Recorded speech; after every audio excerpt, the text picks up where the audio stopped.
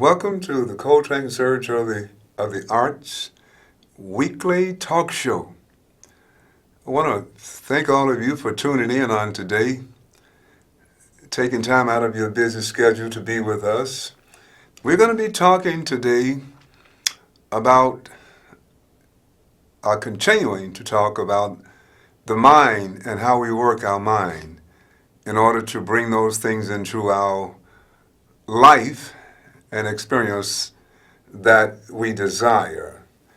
Now, I asked you on last week to tell somebody about this show and to show up here and have them to be benefited by this show also.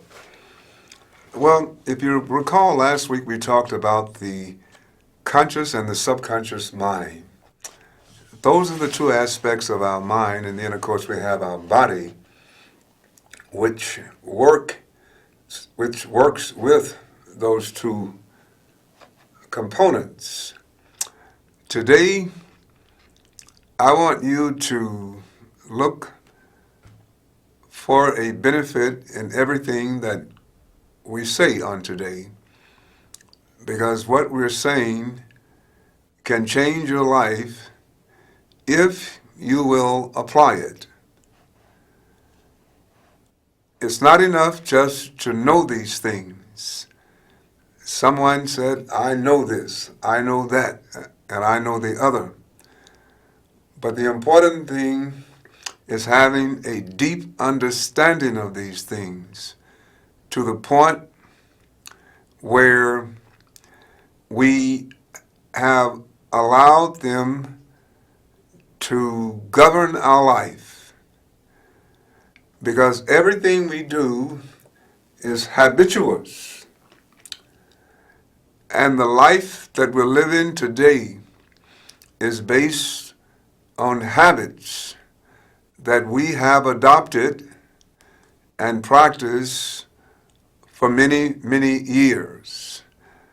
So what this program is attempting to do is to bring about a brand new paradigm in your life so that the old habits are canceled out and new habits are embraced. Now, we talked about the fact that the conscious mind is that mind that allows us to choose. This is the mind of volition. We can reject or accept anything into our mind. And if that is the one thing that we have total and complete control over, that is the one thing in all of life that we control. What comes into our mind is our choice. And once we allow things to come into our mind, they work their way into our subconscious mind, which is the other component of the mind. And once they work their way into our subconscious mind, this is where the processing begins. It can be looked at in the same way that we look at a garden. The thoughts are the things that we allow into our mind, and these are thoughts. Those things are seeds, and those seeds are planted in the garden of our subconscious mind, and they begin to grow after the nature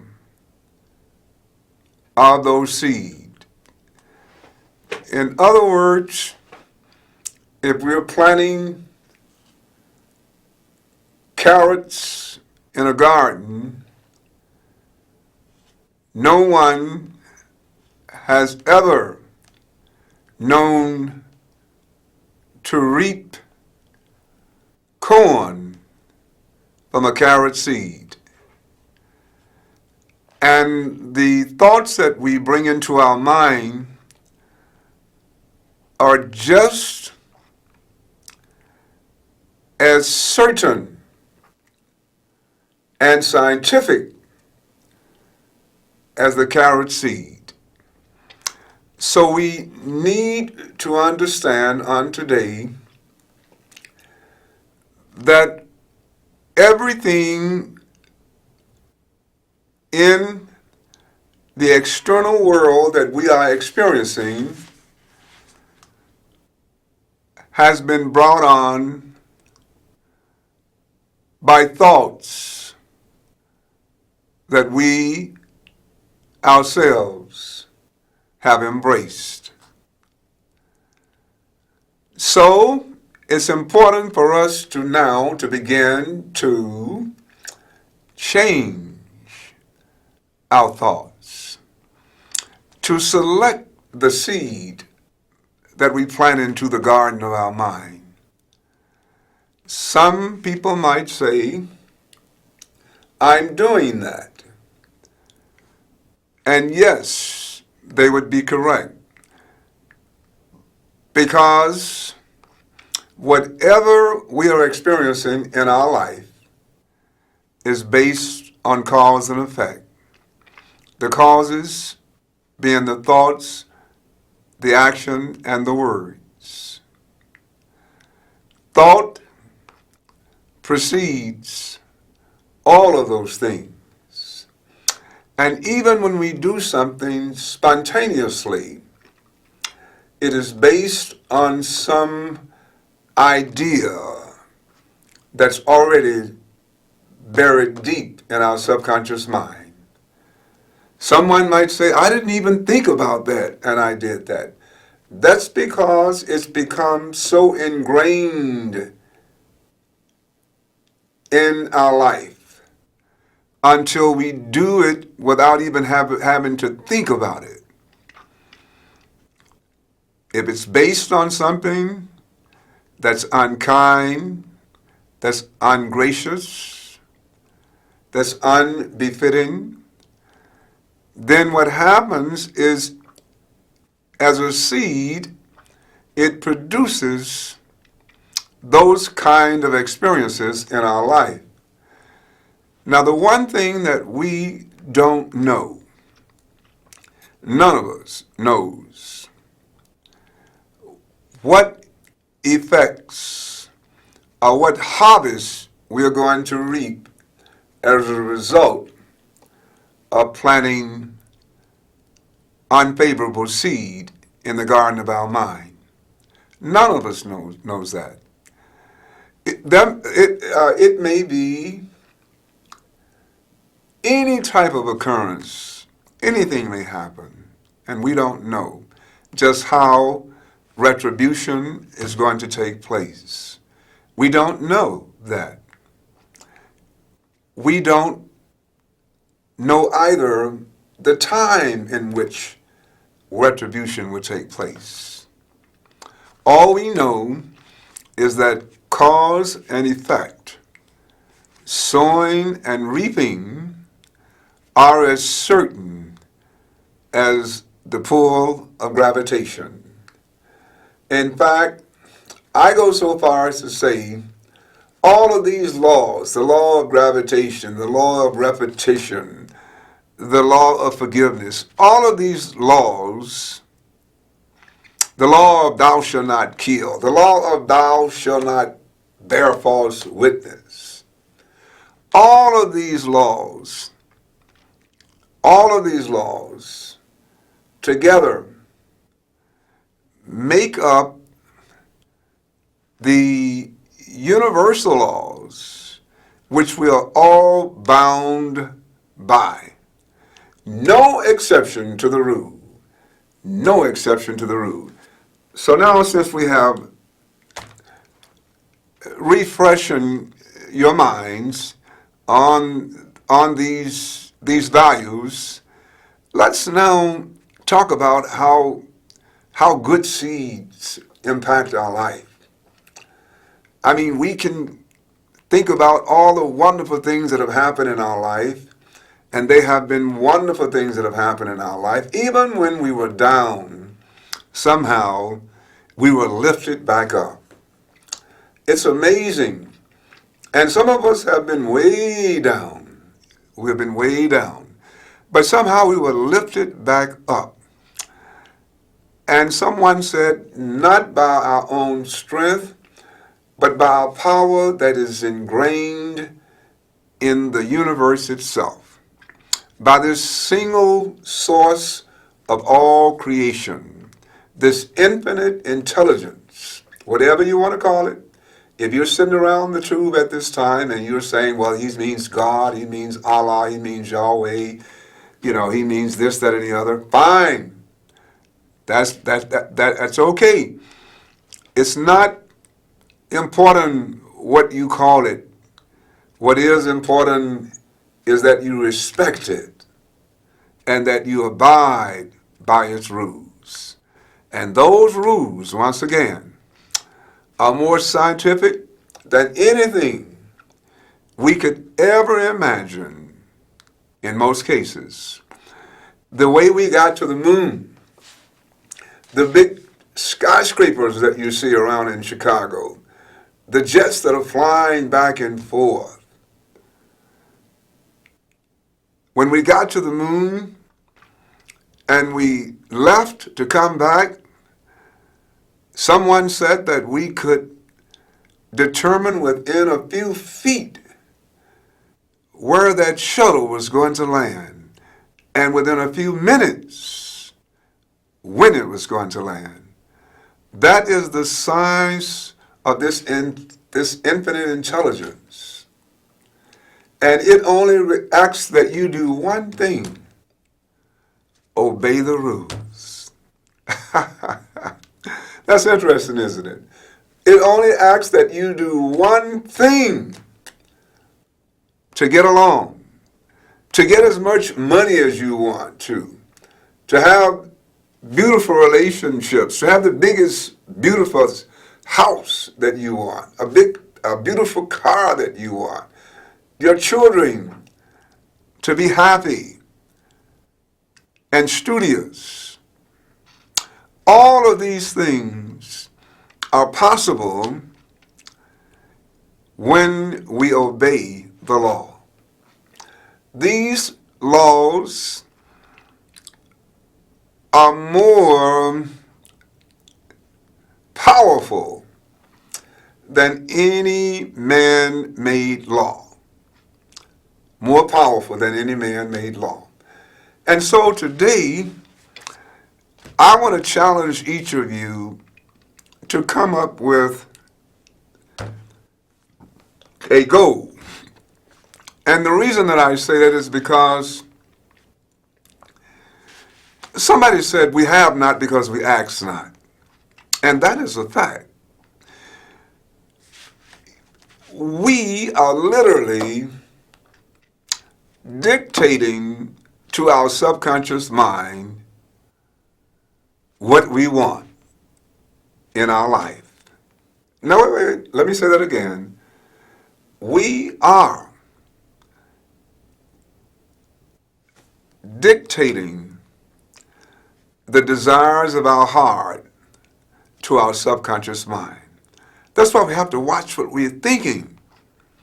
That's why we have to make certain that we are bringing into our minds thoughts of gratitude, thoughts, huge dreams, thoughts of wonderful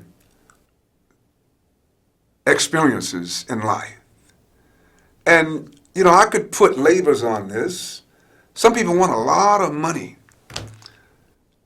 They don't know how to get a lot of money because of the fact that money is actually grown in the garden of the mind.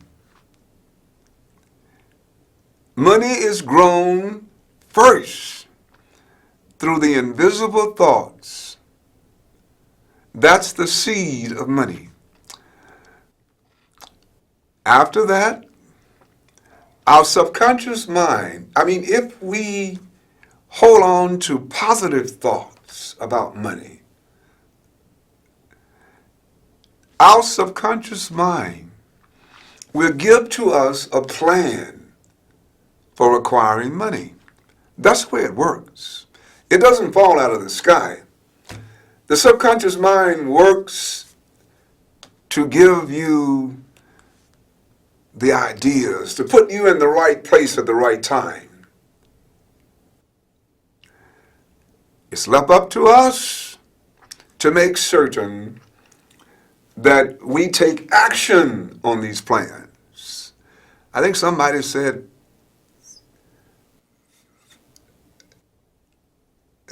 that faith without action is idealism.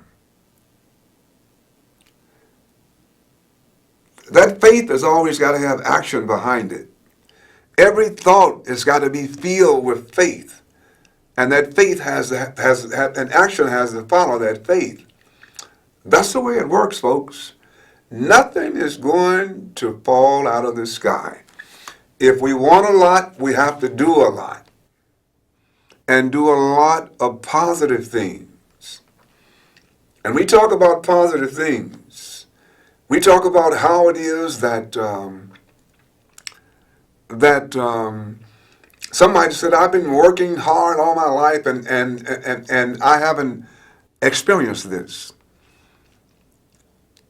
People can work hard and hard and hard as they want to and go nowhere and mark time. Because what's happening is it's a holistic approach to life. We have to, first of all, be forgiving. There's not a single person listening here tonight who hasn't had somebody to disrespect them in some sort of way. It's just, you've had people to disrespect you in some sort of way. And sometimes it's been in a way in which was extremely gross and unpleasant. But somehow we have to remove that pain from our subconscious mind, because that's where it is. It's lingering in the garden of our subconscious mind, and it's growing weed. It's growing weed and weed and weed. And the flowers, the fruit, is being snuffed out. That's why we work hard, but we can't make the money that we want. We're behind in our bills. We can't go on the trips that we want. We can't have the house, the car that we want. Because all of this clutter, all of this stuff is in the garden of our subconscious mind. The moment that we start to release that kind of stuff, sometimes I'd like for you all to just make a list of all the crap, all the unpleasant things that have happened in your life, especially those that have happened and somebody else was at fault. And just write it down on a piece of paper and take that piece of paper to the outside or somewhere where it's safe and light it up and burn it up. Burn it up, get rid of it. That'll be the first step toward eliminating the weed out of your garden. That'll be the first step of getting rid of that out of your subconscious mind. Okay? That's the first thing you want to do. And then we have to try. So you have to make an effort. See, this brand new paradigm that I talked about, you can change the way that you're thinking, but you must practice every day, 24/7. When bad thoughts, when unforgiving thoughts, when thoughts that are plain or bad come into your mind, you have to say, no, no, no, no, no. I'm not going to entertain that. And then it'll go away. And then it'll go away. Once you say that, but you have to keep, let me tell you something, and it will come back. Okay? I don't care how long we've been practicing these concepts and whatnot. Everybody occasionally has to get rid of something out of their mind before it slips into the garden of their subconscious mind and starts to grow. Everyone has to do that. So don't be disappointed that you have to continue all the time, but do it. Keep repeating to yourself, though, keep getting rid of those things that you know are not going to benefit your life. And you know those thoughts when they come to you. Get rid of them. You don't even have, the commandments, so to speak, the laws are written on all of our hearts. When we were born into the world, the laws came with us. And I don't know anybody who doesn't know right from wrong. And it doesn't have to be written down on a piece of paper, or they don't have to read it in a book. They know right from wrong. Because like I said, it's written on our hearts when we come into the world. Okay? And so don't let those thoughts come into your mind. And whatever you do, I'd like for everyone to get a hold of some goals. I don't care how young you are, how old you are. If you're just starting off in school, have your goals so to get the best grades, to get A's, and be specific. I want to get all A's, And then when you set your goals, start planning how you're going to do it. I don't care how old you are. You might say, well, I'm retired. Well, don't worry about that. Just do what you have to do. Nobody ever retires from life until the last breath is in their body. Trust me when I tell you that. If you're on this earth, there's still something for you to do that's going to benefit this world. And each of us comes into this world with a special gift. That's why none of us is exactly alike. Not a single one of us is exactly alike. Everybody is unique on this planet. And everybody has come into this existence with something that no one else has but them. And so you have to see yourself as being special. I don't care how far you've fallen from grace, so to speak. You are special. You are unique. And you are powerful. And this show is here to empower you, to return you back to the dominion that you have over life. And trust me when I say you have dominion over life, I don't think we realize just how powerful a human being is, I mean, nothing is impossible. Absolutely nothing is impossible. And when you see people, just like we're able to, I often point out the fact that I can put a piece of paper in a fax machine right here, and in seconds, it'll show up in Hong Kong, China, somewhere, in Africa, and they'll be able to take it out of a machine and read it just like I handed it to them in their hand. A human being made that possible. That's an idea that a human being came up with. Henry Ford, a poor boy, poor farmer, became the greatest industrialist this country has ever known because he had an idea that he could take an old buggy and put a train engine with it and make a car out of it. And it took him many, many, many, many days and some years to do that. And people looked at him like he was really kind of off, trying to do that. But he latched on to an idea, which is what we have to do with his mind, and wouldn't let go. And I think most of you know the story of Henry Ford. After all, the Ford Motor Company is still doing very well years after he's died. Thomas Edison. Somebody said he had very little education. I think he had 3 months of formal education. But he wanted to light, and he did, light up the world with his incandescent filament. And he went on, I believe he had more than 3,000 patents. And this is a man who had very little education. But what he understood is that if he used his mind, if he just don't give up, never give up, and never doubt yourselves. If he just didn't doubt himself and didn't give up, that things were going to happen.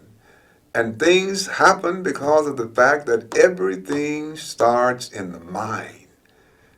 Every last idea that I just talked about started in somebody's mind and became fruitful because someone decided, I'm not going to give up.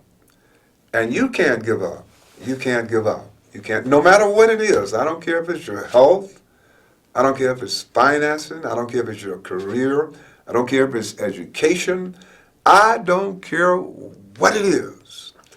Don't give up, and believe that this power that's in your life, just like it is in this supreme being's life, this power that's been given to you by virtue of the fact that you are in the image of this very power, can overcome anything, and you have to believe that. You have to believe that. And if you believe that, you will start to see things change in leaps and bounds in your life, no matter what they are. If it's money, if it's health, if it's happiness, all of it will change because of the fact that you now are starting to use this mind of yours in the proper way. You're allowing only those good things into it. You're setting your goals high, and you are believing in yourself because this power lies within you.